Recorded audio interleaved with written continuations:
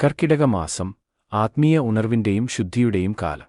കർക്കിടക മാസം മലയാളികളെ സംബന്ധിച്ചിടത്തോളം ആത്മീയ പ്രാധാന്യമുള്ള ഒന്നാണ്. പഞ്ഞക്കർക്കിടകം എന്നതിലുപരി രാമായണ മാസമായി ഇതിനെ കണക്കാക്കുന്നതും നിരവധി ആചാരങ്ങളിലൂടെ മനസ്സിനെയും ശരീരത്തെയും ശുദ്ധീകരിക്കുന്നതും ഈ മാസത്തിന്റെ പ്രത്യേകതയാണ്. ദക്ഷിണായനം ആരംഭിക്കുന്ന ഈ സമയം ദേവന്മാർക്ക് രാത്രിയുടെ ആരംഭമാണ്, ഒരുതരം ദേവസന്ധ്യ.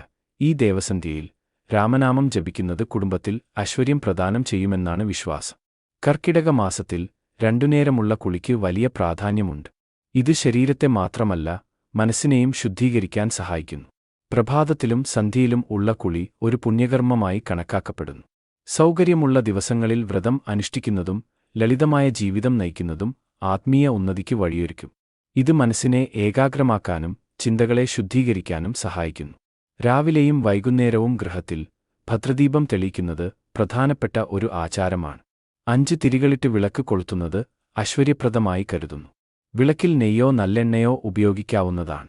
ദീപം തെളിയിക്കുന്നത് ഗൃഹത്തിൽ പോസിറ്റീവ് ഊർജ്ജം നിറയ്ക്കാനും ദുരിതങ്ങളെ അകറ്റാനും സഹായിക്കുന്നു എന്നാണ് വിശ്വാസം.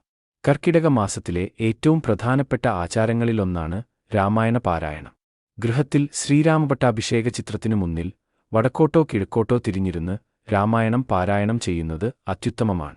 ഇത് കേവലം ഒരു ആചാരമല്ല, മറിച്ച് നമ്മുടെ പഞ്ചേന്ദ്രിയങ്ങളെയും ചിന്തകളെയും ഈശ്വരനുമായി ബന്ധിപ്പിക്കുന്നതിനുള്ള ഉപാധിയാണ്.